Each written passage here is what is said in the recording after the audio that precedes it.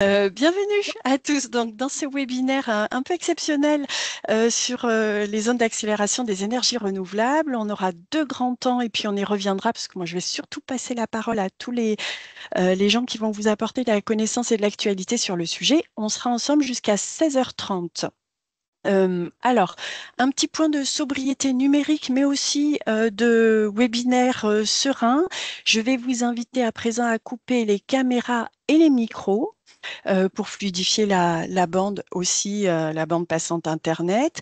Vous avez la possibilité tout au long, dans l'onglet Conversation, de poser vos questions et on les reprendra ou on y répondra au fil de l'eau les uns les autres. Euh, il y a aussi des temps d'échange pendant lesquels on relaiera vos questions. Vous aurez aussi la possibilité de lever la main et on vous donnera la parole par ailleurs dans ces temps de questions-réponses. On me demande s'il y aura un compte-rendu. Le webinaire est enregistré. Normalement, vous avez eu une demande d'autorisation. J'ai un peu d'écho. Tout le monde n'a pas coupé ses micros. Et on proposera les supports et les vidéos à la demande a posteriori, mais uniquement sur les apports de contenu et de connaissances. Donc les échanges resteront entre nous pour aujourd'hui. Voilà, on ne s'en fera pas le relais par ailleurs. Un petit mot sur le réseau Toten. C'est le réseau des collectivités en transition d'Occitanie, qui est un réseau partenarial région ADEME-DREAL, ou l'inverse d'ailleurs, il y a un ordre protocolaire DREAL-Région ADEME, avec l'animation technique assurée par la REC, et je suis votre animatrice du jour. Vous avez au sein de ce réseau différents éléments à disposition. Une plateforme ressources, toten-occitanie.fr, où vous trouvez beaucoup de contenu sur la transition énergie-climat au niveau rédactionnel de la législation, des innovations, mais aussi des retours d'expérience, une rubrique pour vous accompagner et vous aider à chercher des financements pour vos projets de territoire de transition, un extranet quand vous vous inscrivez. Et l'adhésion est uniquement à remplir via un formulaire où vous retrouverez une veille mensuelle et puis des échanges plus informels avec les presque 300 membres de la communauté Toten en pair à pair. Et puis, Laurence, juste je te oui, coupe. Est-ce que tu pourrais mettre la présentation en mode de présentation là parce que elle n'est pas en plein alors, écran. hop, je vais la mettre en présentation. Ouais, Je ce préfère ne sera pas la plus mettre en visible pour nous. présentation, mais ce sera mieux pour vous si Ouais, vous êtes sur des petits écrans. ouais, c'est ça. Sauf que mode présentation, alors accueil. Accueil, affichage. Alors, aidez-moi. C'est le mode C'est dans diaporama en fait, diaporama Laurence. Diaporama. Ah, voilà, pardon. en haut, Ou Voilà, tout en bas à sinon, partir à être du au partir de début. la début diapo du... actuelle. OK. Et donc là, vous y voyez un peu mieux. Donc, j'ai pas fait la diapo Ça a actuelle. changé. Voilà, Ouais. je reviens. C'est mieux pour tout le monde? Non, tu as OK. dû Ça a partager sur un réchangé. autre écran. Ouais, je Ouais. pense Ah, qu'il faut... ah, je vais changer la fenêtre de partage. OK, j'arrive. Décidément. Euh, ah, je vais revenir sur le partage et je vais faire une fenêtre et je vais le mettre là.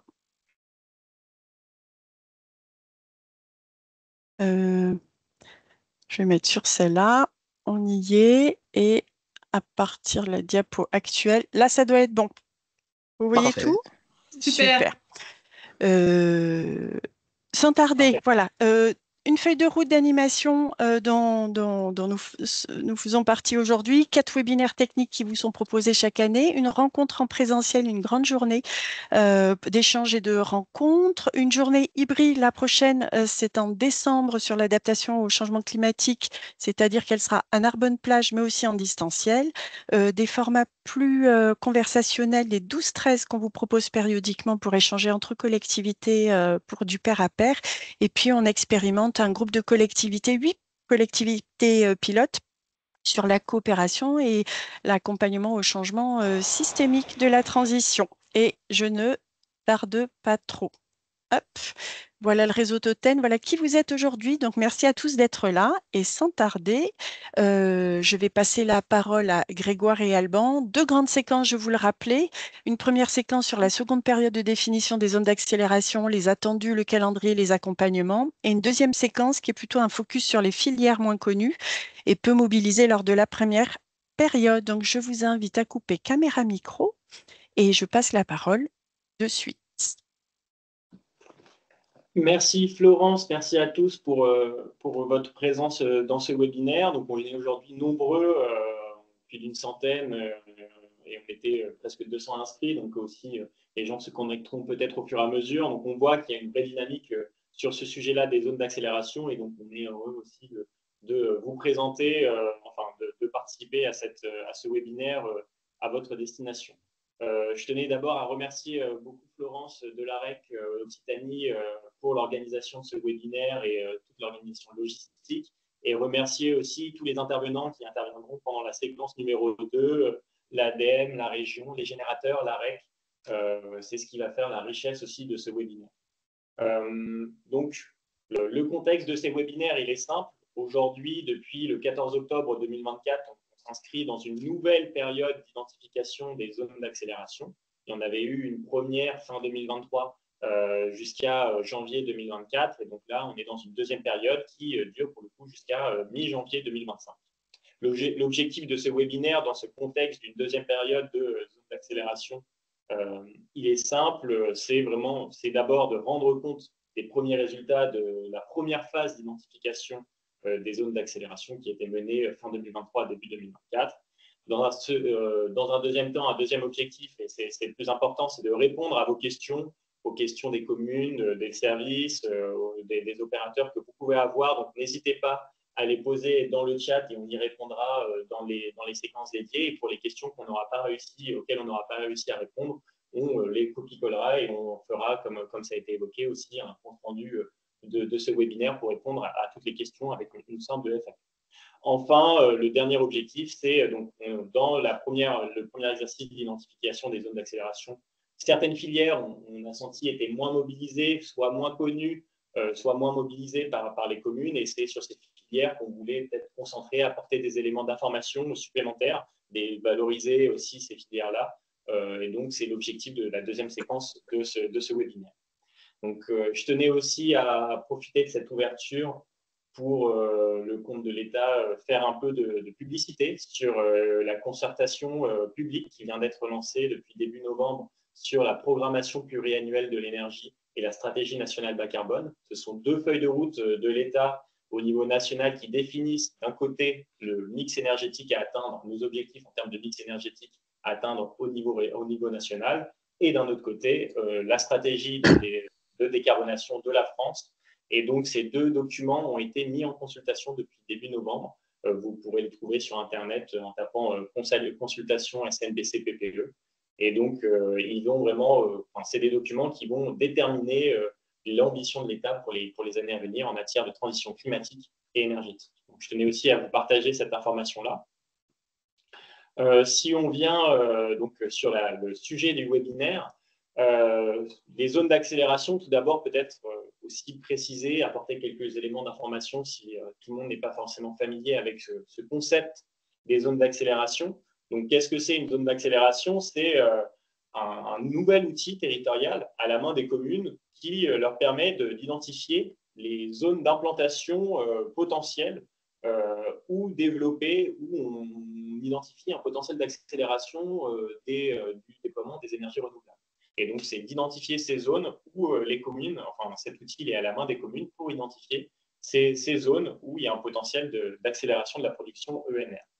Ce potentiel-là, cet outil, il a été mis à la disposition des communes afin d'accélérer la production des énergies renouvelables au niveau national et sur l'ensemble des territoires. Et du coup, il permet de répondre d'un côté à, comme on l'a évoqué avec les concertations en cours, l'ambition de décarbonation de notre énergie et aussi l'ambition de sécurisation de notre approvisionnement énergétique, puisque c'est 2 avantages auxquels permettent de répondre les énergies renouvelables. Cet outil c'est un outil utile pour les communes qui leur permettent d'abord d'être actrices dans le développement des énergies renouvelables sur leur territoire, en orientant par exemple les porteurs de projets vers certaines zones particulières, mais aussi en structurant le débat local sur l'intégration des ENR au niveau de leur territoire et ainsi favoriser l'acceptabilité locale de l'implantation d'énergie renouvelable sur leur territoire. Donc, c'est vraiment un outil qui permet aux communes d'être actrices de ce développement des énergies renouvelables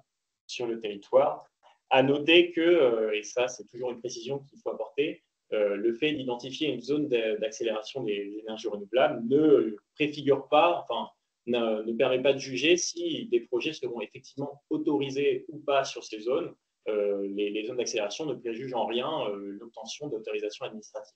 Donc ça, c'est un enjeu à part qui doit être aussi instruit dans son cadre habituel par l'ensemble des services.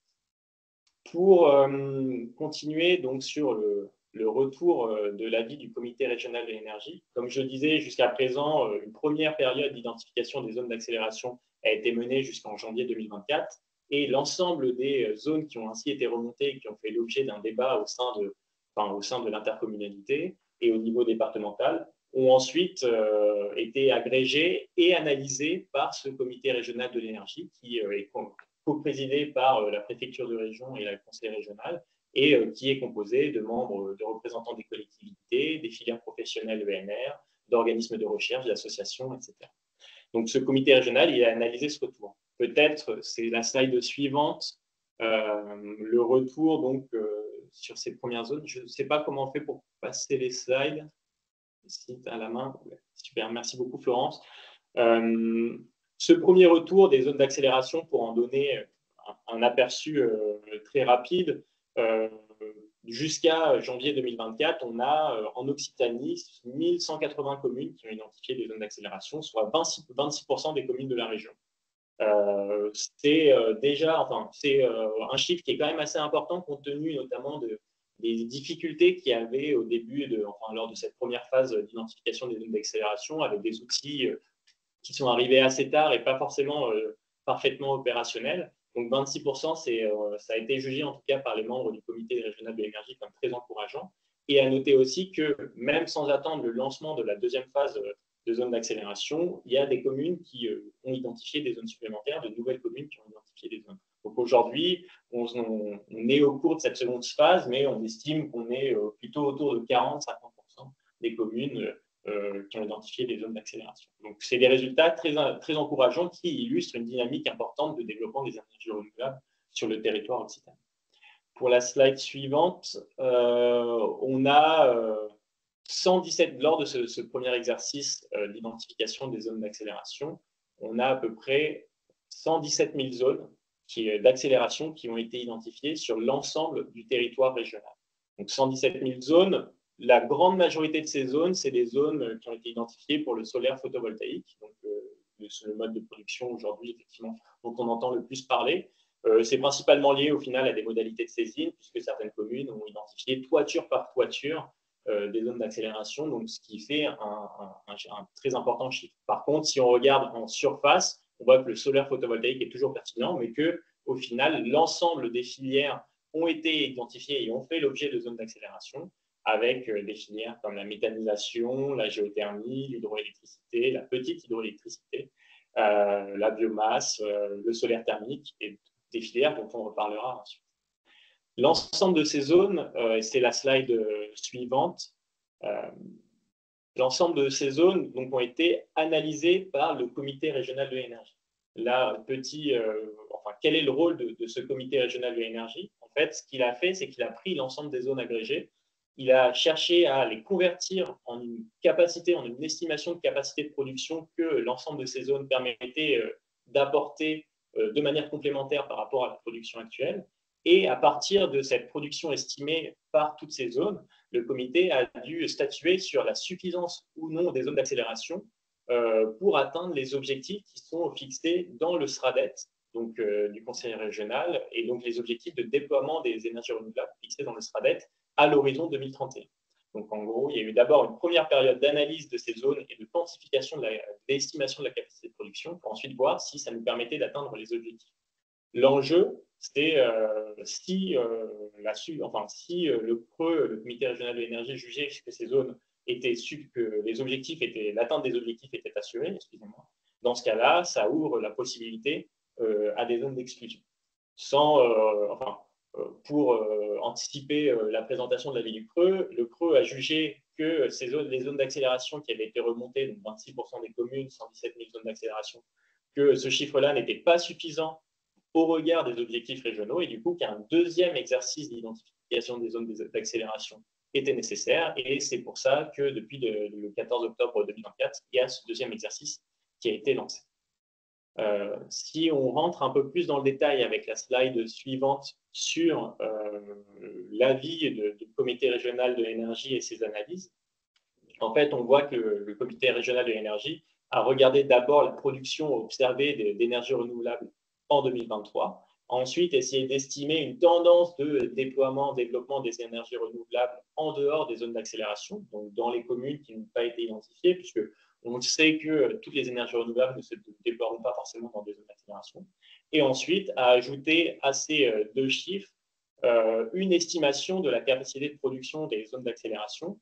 Cette estimation, bien sûr, il y a une incertitude qui est enfin, sous-jacente à l'estimation, puisqu'on n'est jamais certain du fait qu'une zone accueillera un projet ou pas. Donc, on a une fourchette haute et une fourchette basse. Et ce qu'ont montré les analyses du comité régional de l'énergie, c'est qu'on n'atteint pas, même autant fourchette basse que fourchette haute, on n'atteint pas les objectifs globaux de développement des ENR sur le territoire.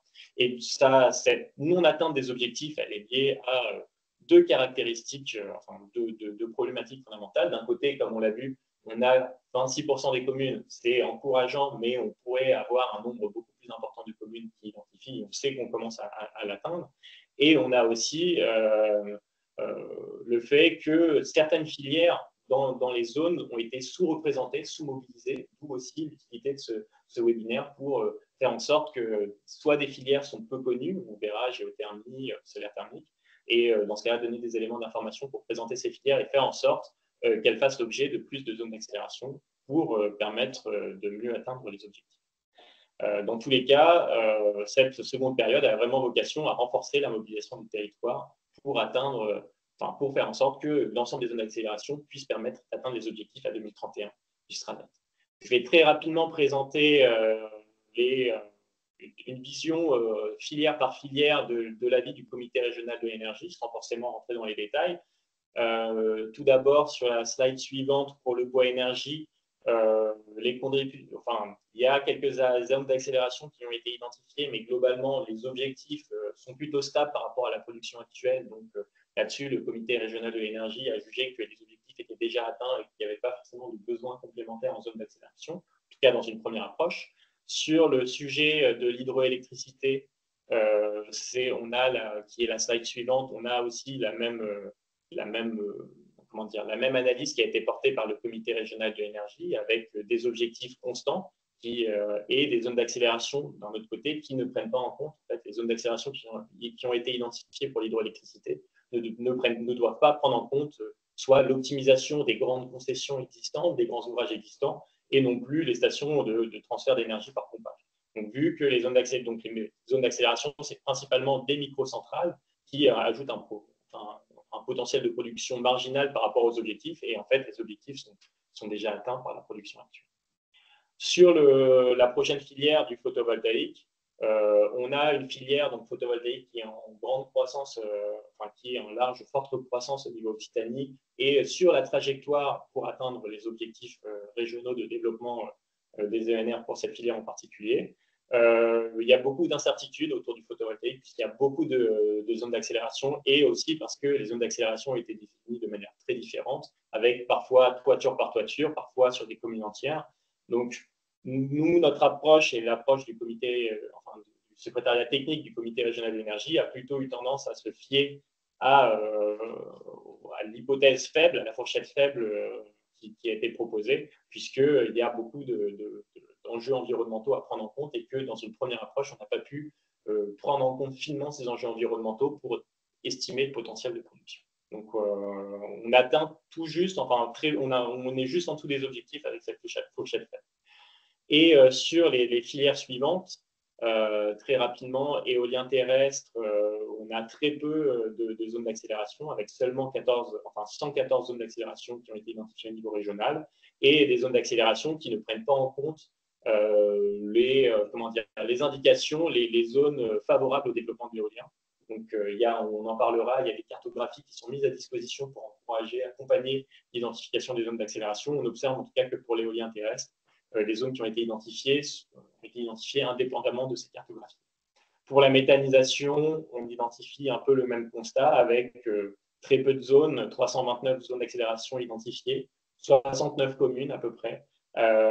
Donc, une dynamique d'identification des zones d'accélération qui reste très faible par rapport même à la dynamique des projets qu'on observe sur le territoire. Ce n'est pas une filière qui a été très mobilisée par les communes. Enfin, sur les dernières filières, chaleur solaire thermique et géothermie, c'est aussi des filières qui ont fait l'objet de peu de zones d'accélération, alors qu'elles possèdent aussi des avantages intéressants en matière de chaleur renouvelable pour les collectivités. Et donc, sur ces deux filières, les objectifs ne seront pas atteints. Et c'est pour ça aussi qu'on tenait à partager ces éléments d'information dans la deuxième séquence de ce webinaire. Face à ce constat, à ces différentes analyses, le CREU, le Comité régional de l'énergie, a formulé plusieurs recommandations qui sont sur cette slide, à savoir, dans un premier temps, clarifier les attendus en matière de remontée des zones d'accélération, c'est-à-dire préciser les modalités, donner des modalités d'identification, donner des recommandations, et pour ça, on le présentera, l'ADREAL a publié des guides, et il y a aussi une animation qui est mise en place dans les départements sur ce sujet. Renforcer la formation des parties prenantes et le dialogue entre les échelons du territoire. Sur la formation des parties prenantes, c'est l'objectif de ces webinaires et de l'ensemble des conférences territoriales qui ont été organisées autour de ce sujet des zones d'accélération au niveau de chaque département par les services de l'État. Et le dialogue entre les échelons du territoire, effectivement, on pourra insister, mais il y a une vraie nécessité de faire en sorte que les communes puissent engager, par exemple, un dialogue avec leur EPCI, leur PNR, etc., sur ce sujet qui concerne tous les échelons du territoire. Et enfin, un dernier sujet, c'est effectivement améliorer les éléments de lecture concernant les enjeux du territoire. Et donc, pour cela, dans le cadre du guide qui a été présenté par Adrien, on met à disposition des cartographies pour aider, accompagner les communes dans l'identification de ces zones. Enfin, sur le sujet de la seconde période d'identification des zones d'accélération, donc la période en cours, c'est la slide suivante, encore, et encore. Je vais un peu vite parce que j'ai plus beaucoup de temps. Sur cette seconde période d'identification des zones d'accélération, dès le 14 octobre, cette seconde période s'est ouverte pour permettre aux communes d'identifier et de transmettre des zones complémentaires aux services de l'État dans chaque département jusqu'au 14 janvier 2025. Ces zones d'accélération seront vérifiées par les référents préfectoraux de chaque département aux ENR de chaque département, et le référent préfectoral les transmettra au comité régional de l'énergie qui rendra un second avis sur cette cartographie régionale. Et après ce second avis du comité régional de l'énergie, les zones seront arrêtées, la cartographie de ces zones d'accélération seront arrêtées et les zones seront donc effectives. Les zones d'accélération de la première période sont déjà effectives et l'arrêt de la cartographie permettra, du coup, entre mai et juillet 2025, permettra de rendre effectives les nouvelles zones ainsi identifiées. À savoir que cet exercice d'identification des zones d'accélération, il est évolutif, il a vocation aussi la fin de cette seconde période ne signifie pas l'arrêt de remontée potentielle de zones d'accélération, et il y aura d'autres occasions, déjà tous les 5 ans c'est identifié, mais en fait avec la mise à jour de la programmation pluriannuelle de l'énergie, il y aura rapidement au cours de l'année 2025 d'autres occasions de faire remonter des zones d'accélération. Donc ce n'est pas fini après le 14 janvier 2025, mais c'est tout de même important d'identifier toutes les zones d'ici à cette date. Je vais maintenant donner la parole à mon collègue Alban Farouia de l'ADREAL pour présenter les étapes à respecter, enfin comment définir des zones d'accélération et ensuite donner un temps d'échange sur ce sujet. Alban. Bonjour tout le monde. Donc je vais vous indiquer maintenant comment définir des zones d'accélération lors de cette seconde période et vous donner quelques éléments aussi sur les outils et guides à votre disposition. Donc tout d'abord, la définition des zones d'accélération doit suivre un certain nombre d'étapes. C'est ce que vous pourrez voir sur la diapo suivante. Donc ce sont des étapes réglementaires. Et donc, il est possible en fait de résumer ces étapes en 2 grandes phases. Une première séquence de concertation et d'échange sur les territoires, que ce soit au sein de l'EPCI, avec la population, ou pour les communes concernées, avec le parc naturel régional, les gestionnaires d'aires protégées, les grands sites.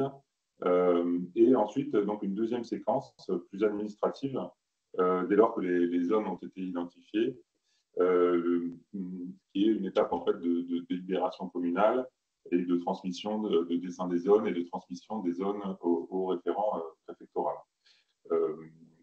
Donc ces deux grandes séquences sont des séquences indispensables en fait, au processus de définition des zones. Et donc la transmission des zones doit se faire via le portail national, donc, qui est l'unique outil en fait, de transmission des zones d'accélération pour cette seconde période.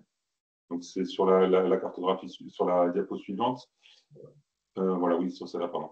Le portail national est un outil donc, qui permet à la fois de dessiner des zones d'accélération et de les transmettre, mais c'est également un outil de mise à disposition d'un grand nombre de données pour vous aider à la fois dans la définition des zones, mais plus globalement en fait, dans vos réflexions en matière de décarbonation ou de transition énergétique. Il a l'intérêt de centraliser voilà, un grand nombre de cartographies. Il s'accompagne d'une vidéo qui vous présente en fait, son fonctionnement et également d'un espace d'entraide qui est la plateforme Expertise Territoire, donc qui vous permet de plus facilement le prendre en main. Ce qu'il faut noter, c'est que cet outil il a vocation à devenir pérenne et donc à devenir vraiment un portail de la transition énergétique pour les territoires. Et donc, on invite vraiment l'ensemble des communes à créer un compte sur le portail national et à l'utiliser, que ce soit pour définir des zones d'accélération ou pour s'en servir en fait, dans leur réflexion sur la décarbonation. La création d'un compte utilisateur sur le portail national est quelque chose d'assez simple. C'est un processus rapide, donc qui nécessite seulement de renseigner quelques champs, une dizaine de champs, même un peu moins d'une dizaine de champs, et toute entité qui doit être associée au processus de définition des zones peut créer un compte sur le portail national. Donc, il convient de noter qu'il est possible pour les communes de déléguer les droits de saisie des zones d'accélération à leur EPCI. Pour cela, il faut que leur EPCI dispose d'un compte sur le portail national. Et également, il faut qu'il y ait bien entendu un échange préalable avec le PCI avant de déléguer ces droits. Ce que je voulais préciser, c'est que les différentes étapes que je vous présente, qui vont être présentées, sont des étapes générales. Et nous, on vous invite quand même à échanger avec les services de l'État dans les départements sur les modalités précises. Si vous avez des questions sur les modalités précises de fonctionnement, n'hésitez pas à échanger avec les DDT dans vos départements. Vous avez les contacts de vos DDT qui sont sur la plaquette et puis donc, qui sont disponibles sur le site de l'Adréal. Sur la diapo suivante, j'ai souhaité vous indiquer que la définition des zones d'accélération sur le portail national se fait selon une logique donc, de filières, de sous-filières et d'attributs à renseigner.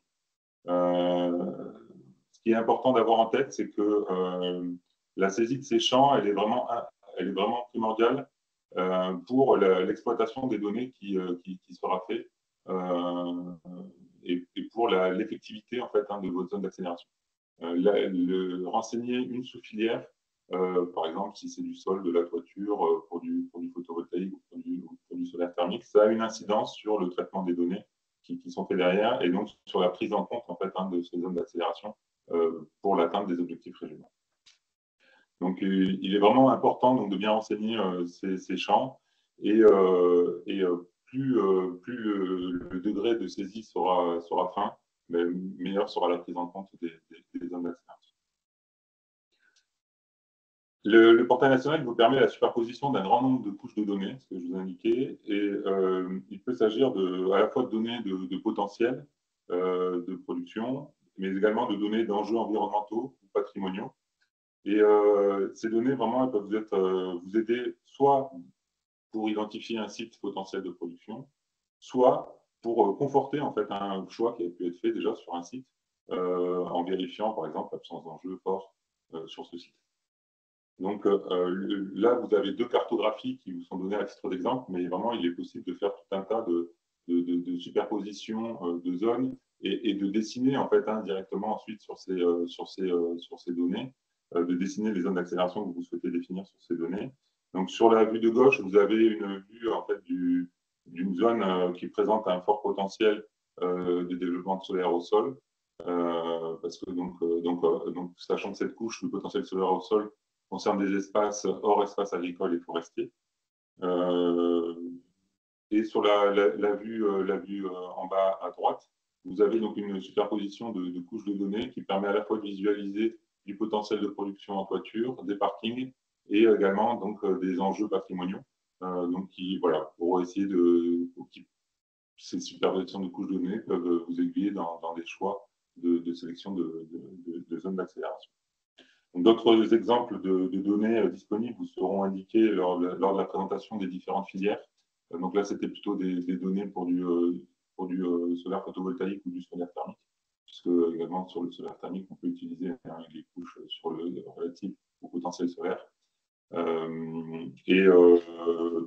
Lors des différentes présentations sur les différentes filières, je vous indiquerai également quelques éléments sur des données disponibles sur le portail. Donc, les zones d'accélération dessinées sur le portail national ont différents statuts. Donc, c'est ce que je vous indique dans la diapo suivante. Lorsque vous dessinez une zone, elles ne sont pas directement validées. Lorsque les zones sont dessinées ou importées, elles ont tout d'abord un statut de brouillon. Et il est possible de consulter les gestionnaires d'espaces protégés en indiquant un statut demande d'avis, en fait, en basculant la zone sur un statut demande d'avis. Donc, cette option est facultative, mais elle peut permettre effectivement de consulter l'avis de gestionnaire d'espaces protégés directement via le portail national. Cette consultation peut se faire par d'autres moyens. Hein. Et ensuite, une fois que la zone est bien définie, que les avis ont été demandés et qu'elle a fait l'objet d'une délibération, elle peut être directement basculée donc, en demande d'arrêt pour arrêt par le référent. Voilà les principaux éléments synthétisés sur le portail national. Maintenant, quelques éléments d'information sur les guides mis à votre disposition. L'Adréal Occitanie a réalisé une plaquette pour accompagner les élus et les décideurs dans la démarche. Donc, c'est un format 4 pages qui vise à apporter des réponses aux questions qui peuvent se poser en fait, pendant l'identification des zones d'accélération, comme pour quelles raisons identifier des zones d'accélération, quel est le calendrier de la deuxième période, comment identifier une zone d'accélération sur ma commune, où puis-je obtenir de l'aide.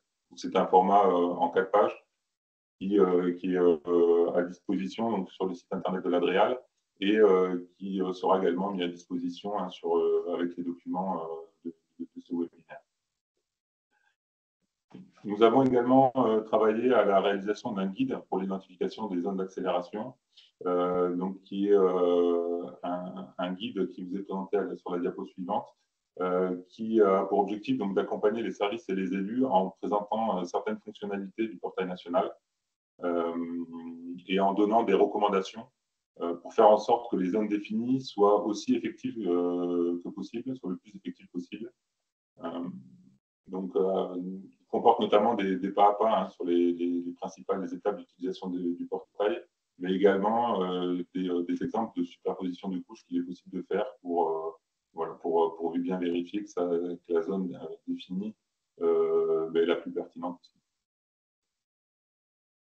Donc, je profite enfin de cette présentation pour vous indiquer quelques précisions générales en fait, sur les modalités de définition des zones. Donc, tout d'abord, ça c'est issu du retour d'expérience de la première période de définition des zones d'accélération. Il est préférable de privilégier la définition de zones d'accélération ciblées. Si ce n'est pas possible, effectivement, on peut élargir en fait, le périmètre de la zone d'accélération. Mais effectivement, plus une zone d'accélération est ciblée, plus elle sera prise en compte de manière effective. Une zone d'accélération doit être prioritairement définie sur des terrains anthropisés, mais il est également possible de définir des zones d'accélération sur d'autres types de surfaces, en fonction des potentialités locales.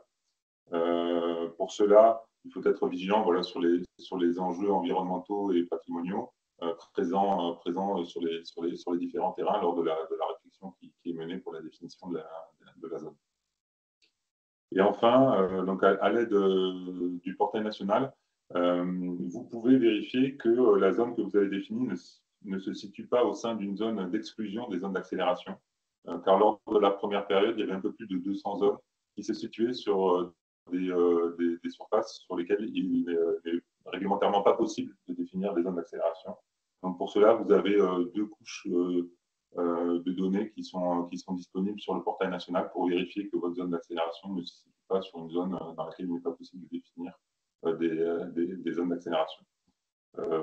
Donc ces couches, tous ces éléments sont précisés dans le guide qui est mis à votre disposition.